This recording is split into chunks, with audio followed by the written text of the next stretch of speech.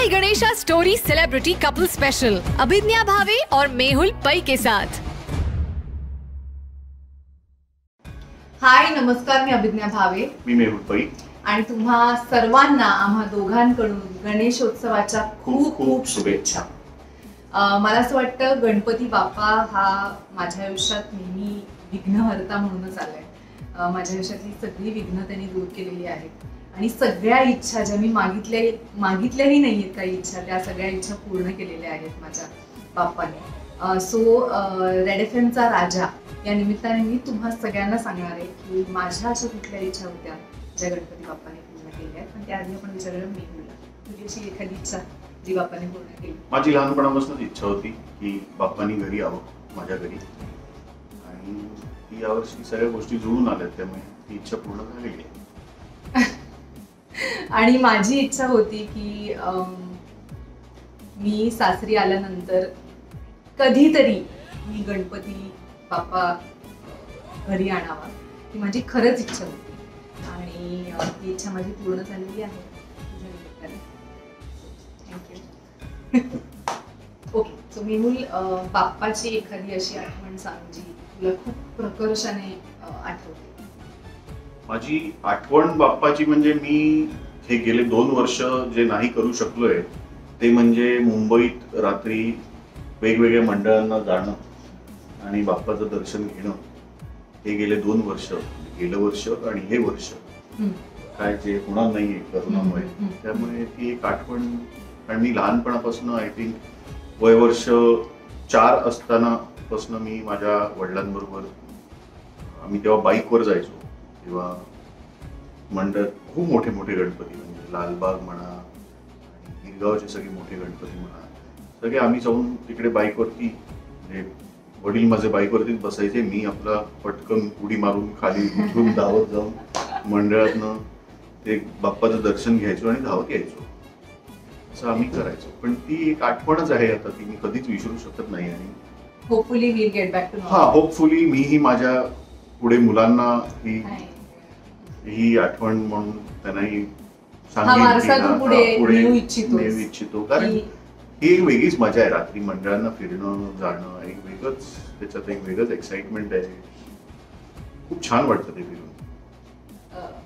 मला माझी खूप अशा खूप आठवणी आहेत ऍक्च्युली। बाप्पा म्हणल्यावर खूप गोष्टी आपण खूप छान ऑब्झर्व करतो। माहित नाही का, माझं बाप्पाशी कनेक्शन खूपच जास्त आहे। मला असं वाटतं की सगळी जी देवाची रूप आहेत त्याच्यात मी सगळ्यात जास्त रिलेट करते गणपती बाप्पाला, जेन्युअनली। सो माझ्या ज्या खूप आठवणी आहेत, पण एक आठवण मला जी आत्ता सांगावीशी वाटते ती, मी कधीच मी बसायची असल्या कारणाने मुंबईची जी काय म्हणतो आपण त्याला, मिरवणूक, मोठी मिरवणूक असते किंवा विसर्जनाची जी मिरवणूक सोहळा असतो, तो मी कधीच अनुभवला नव्हता। आणि मेहुलने मला पहिल्यांदा गाडीतनं बसवून जे मला लाईनीत गणपती दाखवले, I think I will never forget that site, never. कारण ते आयुष्यात पहिल्यांदा मी बघितलं होतं आणि मेहुल म्हणून तू पहिल्यांदा बघते, म्हणलं प्रश्नच नाही, this is the first time I am seeing all of this. आणि ते अजूनही दृश्य माझ्या समोर दिसत आहे की गिरगावचा विसर्जन सोहळा सगळ्यांनाच माहिती असेल, मुंबईत राहतो माणूस, त्याला गिरगावला विसर्जन सोहळा कसा होतो गणपतीचा हे जर माहित नसेल तर त्यांनी मुंबईत नाही राहावं। सो मला असं वाटतं ती माझी खूप खूप स्पेशल आठवण आहे बाप्पाची। सो पहिलं वर्ष आहे आमचं गणपतीचं आणि मला असं वाटतं खूप वर्ष आमच्याकडे गणपती येत राहू दे। तर पहिल्या वर्षाचं खास काय, म्हणजे खास काय आपल्या घरी गणपती पहिल्या वर्ष? देखावा, या वर्षीचा विठ्ठलाचा जो देखावा आम्ही जो केलाय माझ्या कंपनी ड्रीम, तो मला खास वाटतो, कारण विठ्ठल हा देव म्हणून मला खूप जवळचा आणि आपला असं वाटतं आणि खूप आकर्षित होतो त्याच्या मूर्तीकडे बघून। ते पंढरपूरला सगळं त्याचं वारी आणि ते सगळं मला भयंकर आवडतं, खूप गोष्टीचा फॅन आहे। मला ते जाता नाही आलंय आजपर्यंत कधी, पण मी जाणार लवकरात लवकर तिकडे जाणार, थांबलोय, कधी देवळं उघडतात आणि मी तिकडे जाणार। आपलं ठरलं होतं पंढरपूरला जायचं, पण ते नाही। सो या वर्षी जी काय जो काय देखावा आहे गणपतीचा आमचा, तो विठ्ठलाला डोक्यात ठेवूनच सगळा केलेला आहे. बघालच तुम्ही उद्या.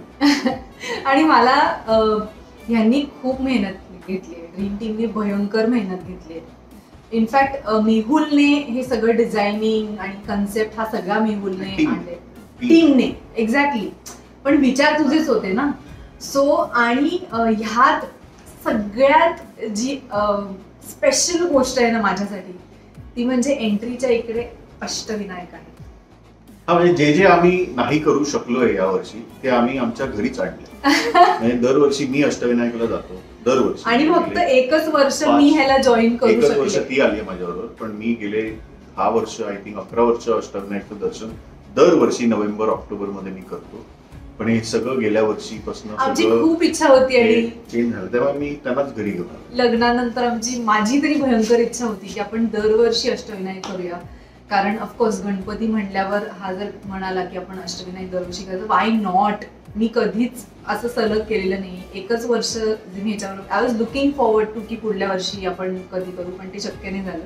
सो मेहुलने, हा ऑफकोर्स कोरोनामुळे सगळंच बंद आहे, पण सो मेहुलने अष्टविनायक इकडे आणलं. So that is what is special this year. आणि मूर्ती तर अप्रतिम मूर्ती आहे. मंगलमूर्ती आर्ट्स नावाचे एक काय त्याचं नाव, अंकुश नाही, मंगलमूर्ती आर्ट्स नावाचं एक पेज आहे, तुम्हाला इंस्टाग्रामवर दिसेल. त्यांनी त्याच्याकडनं आम्ही स्पेशली आमच्या घरासाठी ही मूर्ती बनवून घेतलेली आहे, specially design just for us. आणि ती मूर्ती बघूनच डोळ्यात, ती मी जेव्हा बघायला मी एकटाच गेलो, काय झालंय, कशी केली मूर्ती बघायला. आणि मी गेल्यानंतर मी बघतच बसतो त्या मूर्ती. मला लक्षातच नाही आलं की आपण एक फोटो काढूया आणि इतरांना घरात पाठवूया. मला असं वाटतं आपण जे मंदिरापासून आणि सगळ्यापासून दूर राहिलोय ना, त्याचं एक सार्थक झालं का ती मूर्ती बघून. मला तर फोटो बघूनच झालं. आय एम जस्ट वेटिंग की ती कधी येते आणि बाप्पा कधी इकडे विराजमान होत आहेत. I am just waiting. So तू लोकांना काही सांगू इच्छितोस, कुठल्या गोष्टीची काळजी घ्या किंवा काय करा? सध्या जे चालू आहे ती गोष्ट डोक्यात ठेवून, कोरोनाचं जे संकट सध्या जे सगळ्यांच्याच डोक्यावरती, सगळ्यांच्या आयुष्यामध्ये आलेलं आहे, ते डोक्यात ठेवून सगळ्या गोष्टींची काळजी घ्या.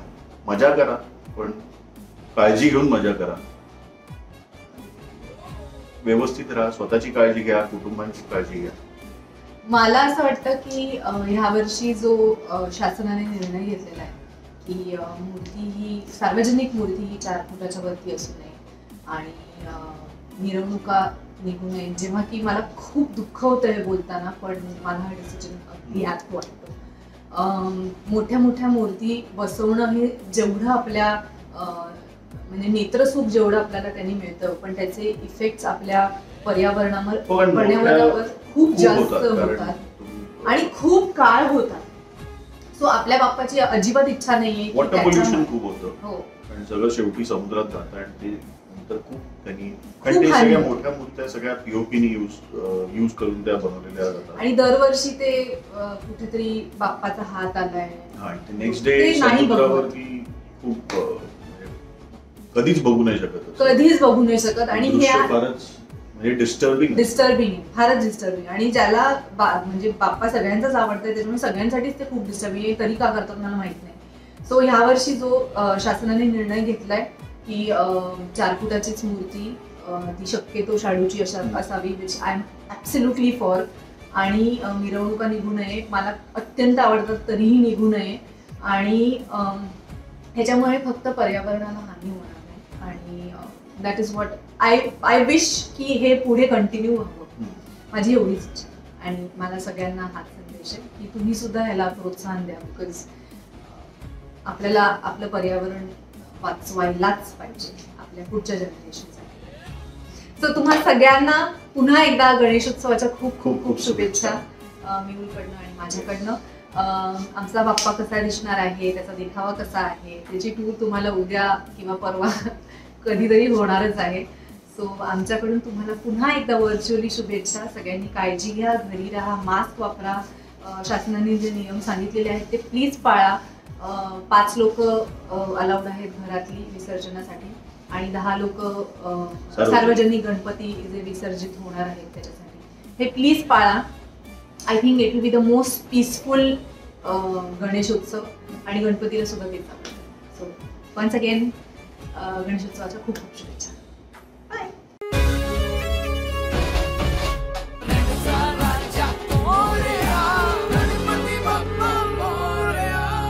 माय Ganesha story celebrity couple special, Abhidnya Bhave और मेहुल पै के साथ.